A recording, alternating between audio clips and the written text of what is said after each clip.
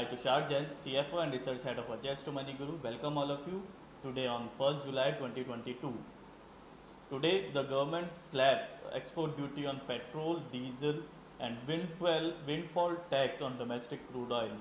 So, the government on Friday raised export duty on diesel by 13 rupees per liter and petrol by around 6 rupees पर litre. तो भारतीय सरकार ने आज शुक्रवार को डीजल और पेट्रोल के एक्सपोर्ट पर एक्सपोर्ट ड्यूटी का इजाफा किया है। डीजल में 13 रुपये प्रति लीटर और पेट्रोल में 6 रुपये प्रति लीटर, और इसी के साथ ही सरकार ने 6 रुपये प्रति लीटर का सेस भी एक्सपोर्ट्स के ऊपर लगाया है। Also, the government imposed a cess of ₹6 per liter on exports of ATF. According to the Finance Ministry, the objective to increase the taxes is to increase the domestic availability of fuel. However, it will not impact the domestic prices as per the statement issued. So, तो वित्त मंत्रालय के अनुसार ये सभी export duty के अंदर जो इजाफा हुआ है वो घरेलू बाज़ारों के अंदर ईंधन की अवेलेबिलिटी कम होने के कारण और महंगाई बढ़ने के कारण ये कदम उठाए गए हैं, और इसके अंदर डोमेस्टिक यानी कि घरेलू बाज़ारों के भावों के अंदर कोई भी बड़ा प्रभाव नहीं पड़ेगा। Also the government slab 23,230 per ton rupees 23,230 per ton additional tax on domestically produced crude oil to take away windfall gains occurring to procedures from high international oil prices, a separate government notification showed.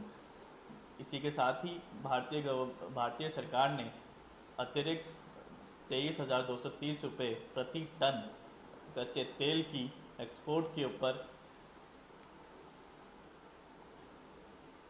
Windfall gains के accruing के ऊपर अतिरिक्त tax लगाया है। Further, small producers whose annual production of crude is in the preceding financial year is less than 2 million barrels will be exempted from this cess. इसी के साथ ही इस सेस जो भारतीय सरकार ने लगाया है वो सभी प्रोड्यूसर्स यानी प्रोड्यूसर जिनका सालाना प्रोडक्शन 2 मिलियन बैरल यानी कि 20 लाख बैरल से कम है उनको ये सेस नहीं देना होगा। The tax on exports follows oil refiners particularly the private sector reaping huge gains from exporting fuel to markets such as Europe and US। ये सभी टैक्स उन ऑयल रिफाइनरीज के ऊपर और प्राइवेट सेक्टर अंडरटेकिंग्स के ऊपर लगाए गए हैं जो कच्चे तेल के भावों में जब इजाफा हुआ था और इजाफा हुआ है उसके अंदर जो फ़ायदा उठा रहे हैं उनको ऊपर लगाया है। और हाल ही में प्रेस कॉन्फ्रेंस के ज़रिए हमारी वित्त मंत्री मिसेस निर्मला सीतारमण ने ये स्टेटमेंट्स दिए हैं कि सरकार मोटी कमाई जो प्राइवेट सेक्टर कर रहे हैं, चाहे जो एक्सपोर्ट करके क्रूड ऑयल को या फिर पेट्रोल और डीजल को, उनकी कमाई को रोकना उनका उद्देश्य नहीं है, बल्कि घरेलू बाज़ारों के अंदर जो महंगाई दर बढ़ रही है उसको काबू में करना है। तो ये कहना है हमारे वित्त मंत्री का, और ये असाधारण वक्त अभी ग्लोबल इकोनॉमी और भारतीय इकोनॉमी में चल रहा है, जिसके चलते ये कदम देखे गए हैं। जैसे ही भारतीय इकोनॉमी के अंदर